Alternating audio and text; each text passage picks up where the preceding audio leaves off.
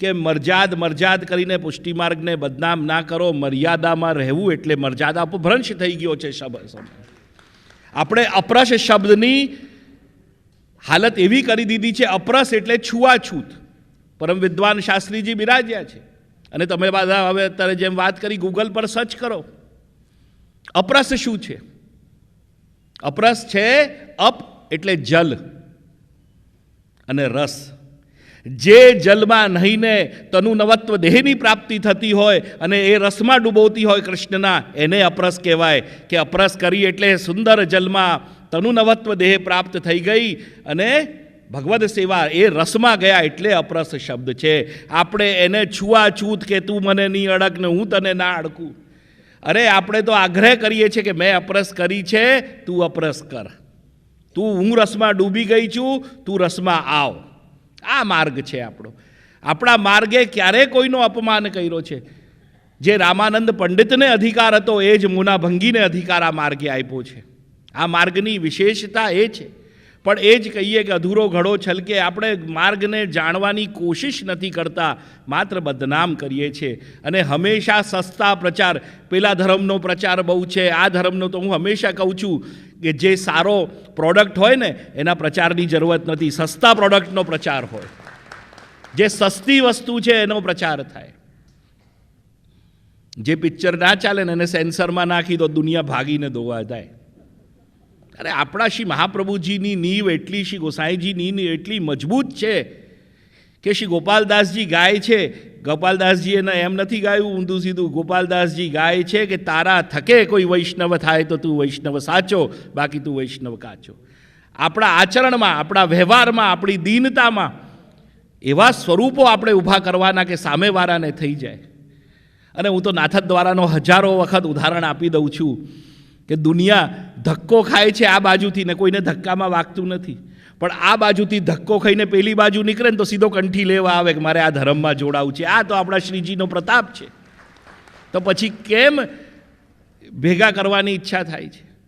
મેં સર્વે કરાવ્યું હતું. અત્યારે 230 વલ્લભકુલ ભૂતલ પર બિરાજે છે અને નિયરલી રોજના 2,500 થી 3,000 બ્રહ્મ સંબંધો થઈ રહ્યા છે. તો આ તો ભીડ વધી રહી છે ને. પણ તમે એમાંથી પૂછો કે વૈષ્ણવો કેટલા, તો હું કહીશ કે 30 બી નહીં. કારણ કે વૈષ્ણવતાનું ખાલી ગળામાં કંઠી પહેરીને આચરણ ક્યાં છે? અને અમારા દુર્ભાગ્ય છે વાલા વૈષ્ણવો, અમે અમારા દુર્ભાગ્ય ગણીએ છીએ. દુર્ભાગ્ય કેવી રીતે? કે બીજા ધર્મોમાં પૂછે કે તું આ ધર્મનો અનુયાયી થશે તો તું શું આપશે, તું કેટલું કરશે, તારામાંથી કેટલા % મૂકશે, પછી પેલો ધર્મ સ્વીકાર કરે છે. પણ આપણામાં તો જે જન શરણે આવે અનુસરઈ ગ્રહી સોપત ગોવર્ધન. અમે તો પૂછવાના લાયક જ નથી રહેતા. તમે આવીને પૂછ્યું કે જે બ્રહ્મ સંબંધ લેવું છે ભાઈ નહીં આવો ને આવી જા. કારણ કે અમે તો એ વિચાર કરીએ કે ભાઈ જીવ તો રાસમાંથી ચંદબાવાથી વિખૂટો પડ્યો છે, એને પુનઃ ચંદબાવાના રાસમાં જોડવો છે. તો કહેવાનો મતલબ એ વાલા વૈષ્ણવો કે આપણે પોતે આ નાદ સૃષ્ટિમાં સાંભળીને ભક્તિ માર્ગમાં આવ્યા છીએ. તો આપણી પોતાની ફરજ છે કે જેમ જયેશભાઈએ પોતાની ફરજ સમજી કે મારા ધર્મ માટે હું આ વૈષ્ણવ થયો છું, તો મેં મારા ધર્મને કેવી રીતે આગળ લાવું. હું આચાર્ય તરીકે મારા આચરણને સમજું છું એટલે જ હું આ કાર્ય કરી રહ્યો છું. જેમ દરેક વૈષ્ણવ પોતે આ મનથી ઠાની લેશે કે નહીં, મને મારા ધર્મ માટે કંઈ કરવું છે, મારો ધર્મ કઈ રીતે આગળ આવી શકે. આજે આપણે જોઈ રહ્યા છીએ કે ગણતરીના શાસ્ત્રીજીઓ આંગળી પર રહી ગયા. પહેલાં સંપ્રદાયમાં શાસ્ત્રીઓની ભરમાર. કેમ? કારણ કે આ તો 2 કારણ કે પોતે બાલક શાસ્ત્રી બની ગયા, કથાકાર થઈ ગયા. હવે બધા એમ વિચાર કરે. અને આમાં વલ્લભની આજ્ઞાનું હાસ બી છે. મહાપ્રભુજી કહે કે ગળામાં પ્રાણ કંઠમાં આવે તો બી શ્રીમદ ભાગવતનો કથા નહીં કરવી, એનો વિક્રય નહીં કરવો. હવે બધા કયા ભાવથી લઈને કરે છે મને નહીં. આ તો અમદાવાદ તો પછી એનું તો સેન્ટર છે, એપિક સેન્ટર છે. હું કોઈ એનો વિરોધ રૂપમાં નથી કહેતો. બાકી પુષ્ટિમાર્ગમાં શાસ્ત્રી વર્ગને વધારવાનું કારણ એ જ હતું કે માર્ગીય પરંપરા જે અમે વારંવાર આપને ના પરોસી શકીએ, આ લોકો આવીને માર્ગને આટલો મજબૂત કરતા હતા. એટલે જ આ 525-545 વર્ષથી આ સંપ્રદાયનું આ સ્વરૂપ જોઈ રહ્યા છો. એનું કારણ આ જ છે કે આનો વિસ્તાર જબરદસ્ત થયો. તમે એમ ના વિચાર કરો કે પુષ્ટિમાર્ગની સંખ્યા ઓછી છે કે મંદિરો ઓછા છે. 12,843 તો લિસ્ટેડ હવેલી આખા ભારતમાં છે. કયા માર્ગમાં આટલા મંદિરો હશે? આજે 29 રાજ્ય ભારતના છે, એમાં 23 રાજ્યમાં તો મહાપ્રભુની બેઠકો છે. વાલા વૈષ્ણવો, તો તમે વિચાર કરો કે પુષ્ટિમાર્ગનો શું સ્કેલ હશે. પણ આપણે પેલા કૂવામાં દેડકાની જેમ સ્થિતિ છે, આપણે બહાર આવતા નથી. બાકી રાજસ્થાનમાં જુઓ, મધ્યપ્રદેશમાં જુઓ, યુપીમાં જુઓ, કેવી વૈષ્ણવતા. અને મધ્યપ્રદેશમાં તો 1000 ઉપર એવા ગામડા છે કે જ્યાં ગામ હવેલી છે, કોઈ મુખિયા ભીતરિયા નથી. ગામના અગર 50 પરિવાર છે, એક પરિવાર એક દિવસમાં સેવામાં જાય કે આખો દિવસનો મંગલાથી શયન સુધીનો ક્રમ હું કરીશ, બીજા દિવસે બીજો પરિવાર જાય, ત્રીજા. તો આ વિચાર કરો, આ પરંપરાનું ગત ચાલી આવી રહ્યું છે. આ કોઈ અમે નથી ઊભું કર્યું, આ માર્ગ એટલો મોટો છે. અને એનું જે જાણે છે એને ગૌરવ લે છે. અસ્તુ.